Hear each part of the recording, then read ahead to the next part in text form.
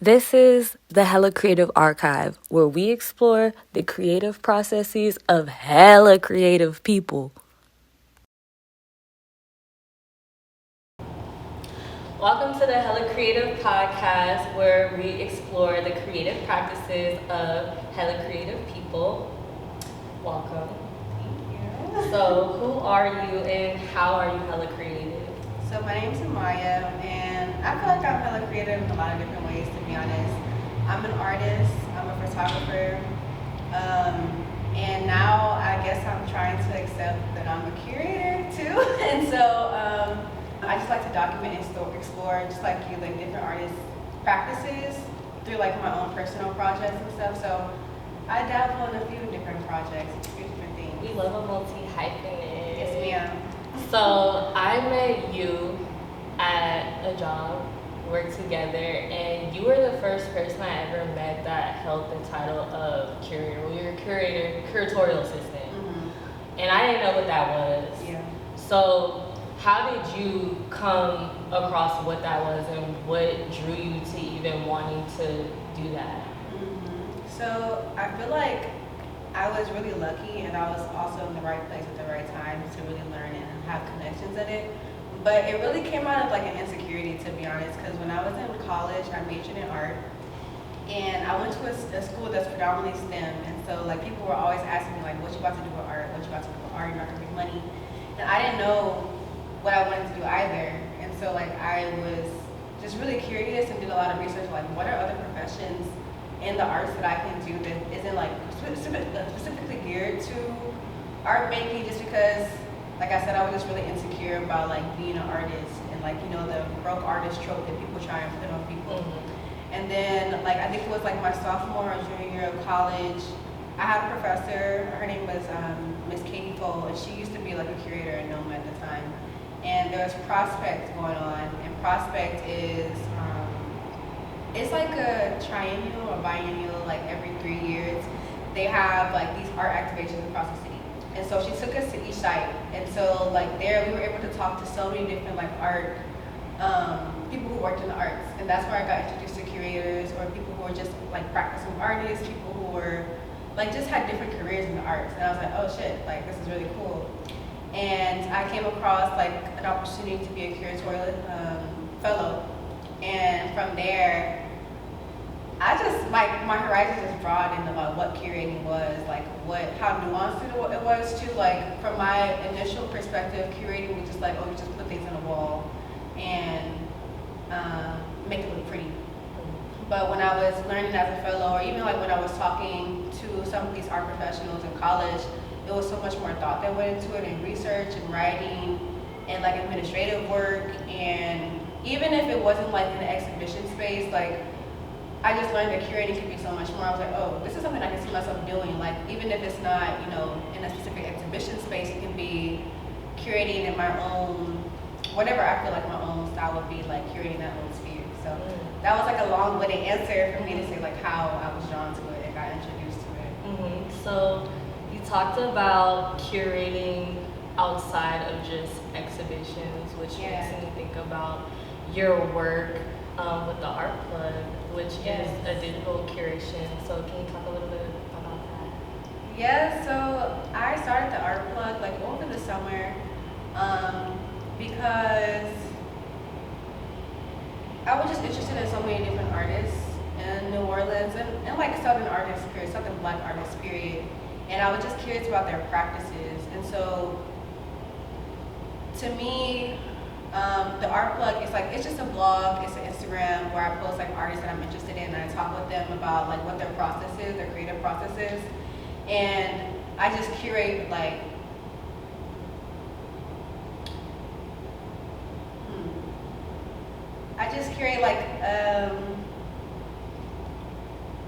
I open up like how I guess exclusive art making can be, or like being an professional artist can be.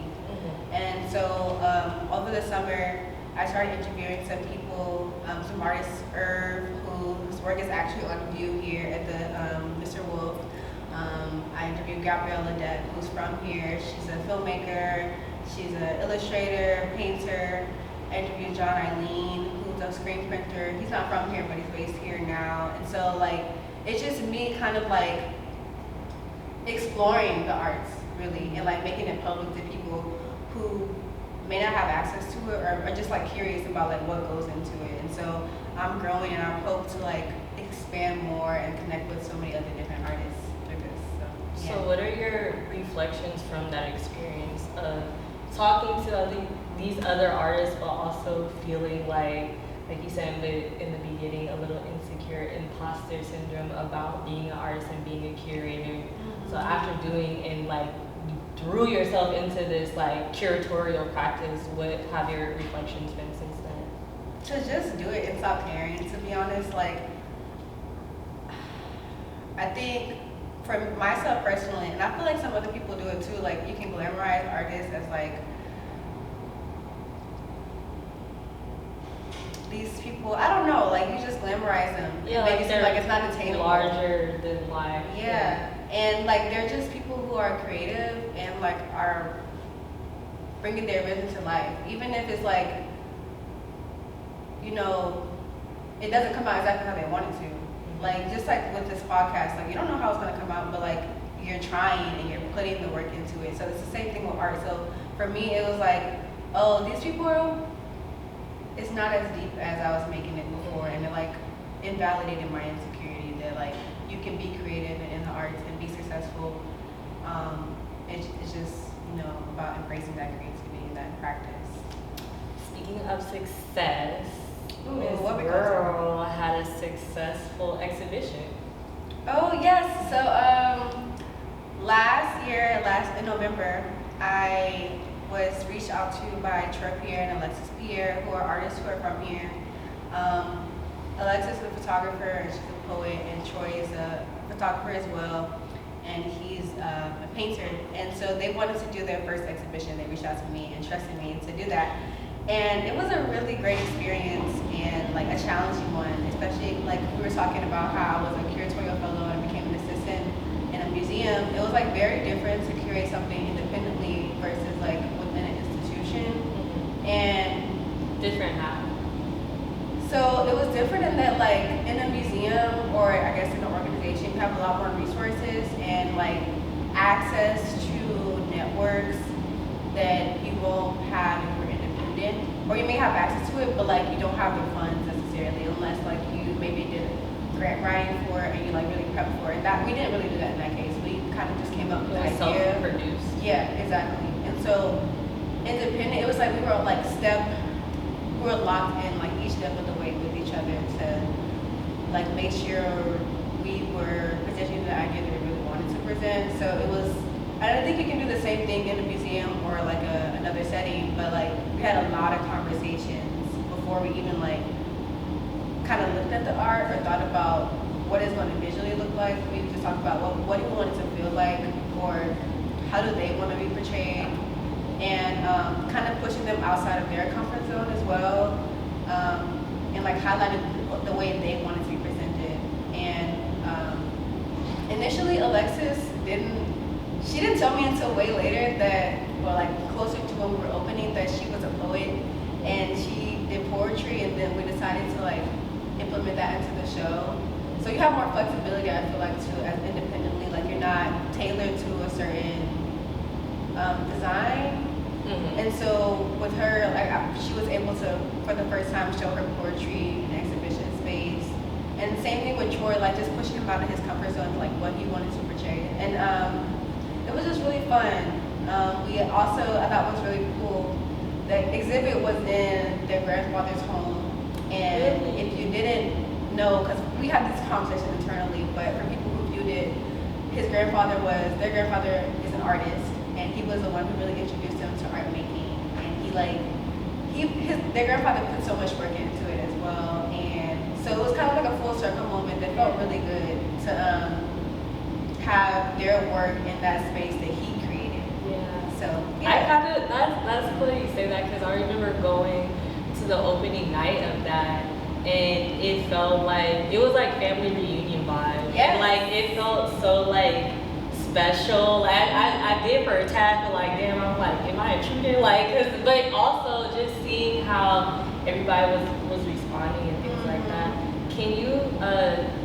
speak a little bit more about how your comfort zone was pushed during your curation of the mixtape?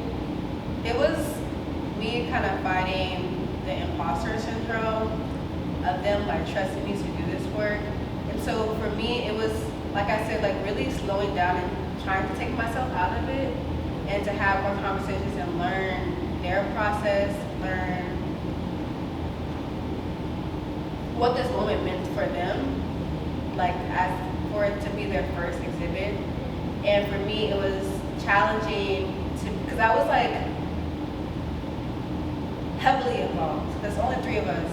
And so it's not like, oh, we have an installation team to come and set this up. So what does that look like with you being heavily involved? Oh, okay. It means project managing. And it means like having a checklist of things. And so you was like spreadsheet. I was trying to be today. Yes. So task list. We gotta get this done. We gotta get this ordered. Yeah, like we have to make all the labels ourselves and design the graphics. How do you want the graphics to look? We have to try and organize a schedule for like when we want this to be open. And that was, really on Troy and Alexa's availability. And like what are our resources and stuff. So it was really like challenging for me because it was so much invisible work that I wasn't seeing that was being done like in a museum that we all have to figure out how to do now. Like all the little small steps, like how are we going to hang the show? So we use magnets, and how are we going to like kind of transform this space? Like it was really interesting process too, because in that space, while it was clear, the first time that I went over to their house, it was a whole bunch of storage items in there. It was full of stuff. And so like we're cleaning out the space, and like I learned more about them too, because like their memories are in that space, and like you see pictures of them, you see like their old art pieces from when they were kids in there. So it was like, it was just a really experience that like, I guess forced me to be more present and to listen more. So yeah, I would say that maybe pushed myself out my comfort zone. So in the present, how would you describe your creative journey right now? What is it looking like for you? Girl, I don't know. That's real. My creative journey is kind of like, I think right now it's like heavy on experimentation and seeing what works and what doesn't work. Right now I'm just like learning a lot. I always learn a lot, but like I'm really just trying to try new things to see what works. But like I've been working with like just talking to other creators or other artists and see what they do and take what I want from that or delete what I don't, and trying to figure out like my own pacing for things and like what space I need to be in to create. And what space do you need to be in to create? From the trend, I need to be in a sad space. A sad space? No, like I need to be like creating for me. Like if I'm making art, I need to be like. I feel like I create the most art when there's like so much going on, and it makes me like sit down and like be present and be quiet. But I'm trying to learn how to consistently create more, like even when like not having to rely on my emotions so much, and more on like this is what I say I want to do. Yeah, more discipline to say like if I want to be a creative person or like have a creative career, like I have to like treat it like it's my 9 to 5 kind of. Yeah, so I'm learning. It's just learning and experimentation for me in my creative journey. What would you say to your 15-year-old self, the 15-year-old artist that didn't yet go to college for art? What would you say to her now with the experience you got so far?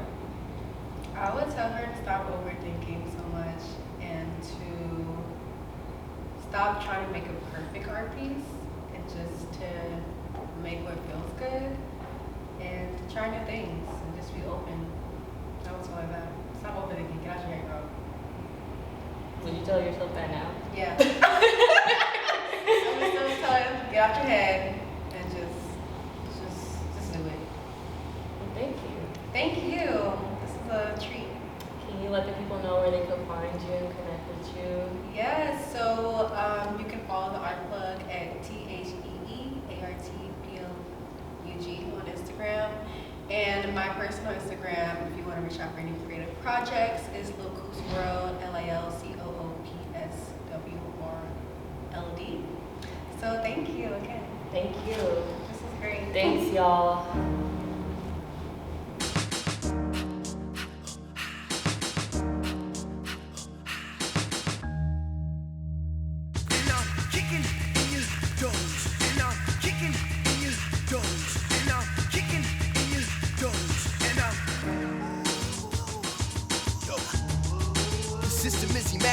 Gravitating and captivating like negative energy. Track the greatest in a pack of nation, bigger give synergy over it. Positive vibes and smolder it in our essence for free. Cancel madness with the vibes and kill it benevolently. And evidently we give autumn leaves to the winter's tree.